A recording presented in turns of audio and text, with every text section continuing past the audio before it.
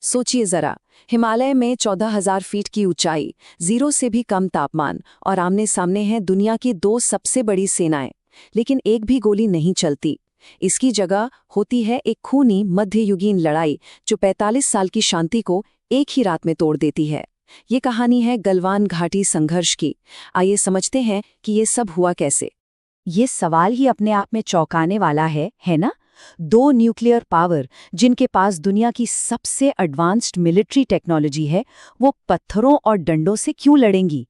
ये समझने के लिए कि ऐसा हुआ क्यों, हमें थोड़ा पीछे जाकर देखना होगा कि ये सब कहाँ और क्यों शुरू हुआ, क्योंकि ये सिर्फ एक मामूली बॉर्डर की झड़प से कहीं ज्यादा था।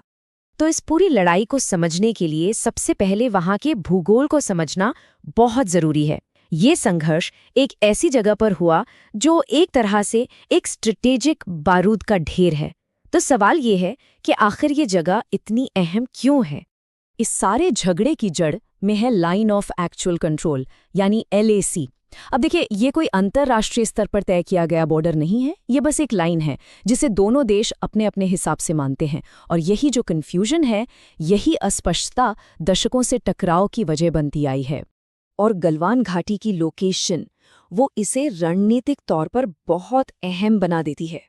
यहीं से भारत की एक बहुत ज़रूरी सड़क गुजरती है, DBO रोड, जो हमारी सेना को उत्तरी चौकियों तक जल्दी पहुंचने में मदद करती है। अब जाहिर है, चीन को भारत का ये इंफ्रास्ट्रक्चर डेवलपमेंट अपने लिए एक सीधा खतरा लगा और बस यहीं से तनाव की शुरुआत हो गई। देखिए, ये झड़प कोई रातों रात नहीं हुई, इसकी भूमिका पहले से ही बन रही थी। अप्रैल-मई 2020 से ही चीन ने LAC के पास अपनी फौजें बढ़ानी शुरू कर दी थी। कई एक्सपर्ट्स इसे चीन की सलामी स्लाइसिंग स्ट्रैटेजी कहते हैं, मतलब धीरे धीरे करके जमीन पर कब्जा जमाना। जवाब में भारत ने भी अपनी सेना तैनात की। फिर कई जगहों पर छोटी मोटी झड़पें भी हुई। आखिर में जून की शुरुआत में दोनों देशों के मिलिट्री कमांडरों ने बैठकर बात की और फैसला किया कि तनाव कम करते हैं और अपनी अपनी सेनाओं को पीछे हटाते हैं। एक समझौता जो शांति लाने के लिए था। लेकिन उस समझौते के बस कुछ ही दिन बाद 15 जून की रात, इतिहास ने एक ऐसा खूनी मोड़ लिया जिसकी किसी ने कल्पना भी नहीं की थी। उस रात जो हुआ, उसने सबको हिलाकर रख दिया। और ये बात याद रखना बहुत जरूरी है कि ये सब कुछ एक समझौते के बावजूद हुआ। दोनों ही पक्ष शांति से पीछे हटने के लिए मान चुके थे। तो फिर गड़बड़ कहाँ हुई? आखिर ऐसा क्या हुआ? उस रात कर्नल संतोष बाबू की लीडरशिप में एक इंडियन पेट्रोल टीम ये वेरीफाई करने गई कि क्या चीनी सैनिक वादे के मुताबिक पीछे हटे हैं। लेकिन वहां पहुंचकर उन्होंने देखा कि चीन के टेम्पररी स्ट्रक्चर्स तो अब भी वहीं के वहीं हैं। बस इसी बात पर, समझौते के इस उल्लंघन पर पहले तो बहस शुरू हुई और देखते ही देखते वो बहस एक भयानक खूनी लड़ाई में बदल गई। अब एक सवाल उठता है, गोली क्यों नहीं चली? इसकी वजह है 1996 का एक अग्रीमेंट। इस समझौते के हिसाब से बॉर्डर पर टेंशन के दौरान दोनों ही पक्ष बंदूकें या एक्सप्लोजिव्स का इस्तेमाल नहीं कर सकते। मकसद तो ये था कि कोई बड़ा युद्ध न छिड़ जाए, लेकिन उस रात इसी नियम ने लड़ाई को और भी ज्यादा बर्बर बना दिया। हालात का अंदाजा लगाइए, रात का घना अंधेरा, टेम्परेचर 0 के आसपास, और लड़ाई हो रही है एक तंग पथरीली पहाड़ी पर जिसके ठीक बगल में तेजी से बहती गलवान नदी है। और हथियार थे पत्थर, लाठियां और कुछ रिपोर्ट्स के मुताबिक तो कीलों से जड़ी लोहे की रॉड्स तक। ये सच में एक मध्ययुगीन लड़ाई थी। और अब बात करते हैं इसके सबसे दुखद पहलू की, यानी कि इसमें हुआ इंसानी नुकसान। इस झड़प में जो जानें गईं वो बहुत बड़ी कीमत थी। इसने 45 साल के उस दौर को तोड़ दिया जिसमें भारत चीन बॉर्डर पर एक भी जान नहीं गई थी। भारत ने इसकी बहुत भारी कीमत चुकाई। कमांडिंग ऑफिसर कर्नल संतोष बाबू समेत हमारे 20 जवानों ने उस रात अपनी जान गंवा दी। 45 सालों में ये पहली बार था जब बॉर्डर पर भारतीय सैनिकों की शहादत हुई थी।